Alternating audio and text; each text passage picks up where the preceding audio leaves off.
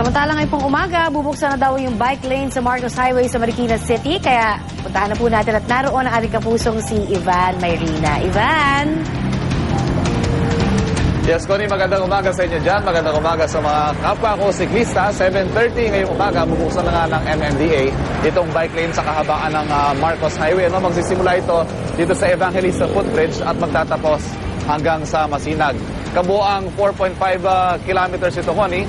Mahaba-haba at malaking tulong lalo na sa mga nagko-commute, papasok sa kanilang mga trabaho gamit ang mga bisikleta. Kanina, Connie, kasama ang ilang siklista mula sa Firefly Brigade ay sinubukan natin daanan itong bicycle lane na bubuksan ng MMDA ngayong umaga.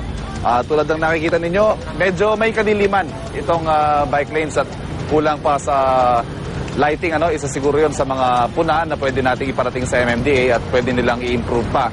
At isa sa mga obserbasyon din natin, dahil nga sidewalk itong ginawang bike lanes ng MMDA, hatid po dito ang mga bisikleta at mga pedestrian. Kaya yung mga kapwa ko siklista, dahan-dahan lamang po tayo dahil may mga kasabay tayo mga pedestrian dito sa ating bike lanes. Kung hindi man tayo masagasaan, pag nakikipagsabayan tayo sa highway, baka tayo naman po makasagasa ng mga naglalakad naman dito sa sidewalk. At syempre, nariyan pa rin yung issue ng mga obstruction along the bike lanes dahil sidewalk nga po ito.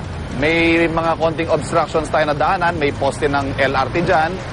Mayroon pa nga tayong nadaanan na nagsasaing sa ating mismo bike lane dahil alam nyo naman po yung mga Pilipino, yung negosyo nila, kung saan natapat yung kanilang pwesto, sa tingin nila kanila rin. May nadaanan din tayong car wash at isa yon sa mga posibleng ipaparating pa natin sa MMDA itong mga obstructions na ito para lalo pang maging ligtas itong mga bike lanes. Pero sa pangkalahatan po, malaking it's a good first step, ika nga, para maitulak ang pagbibisikleta bilang isang paraan ng transportasyon para sa ating mga kababayan. Mamaya po, makakausap natin si MMDA Chairman Francis Tolentino para sagutin ang ilan pa sa ating mga katanungan kaugnay ng bubuksang bike lanes ngayong umaga. At yan muna ang latest mula dito sa Marikina. Balik sa iyo, Connie.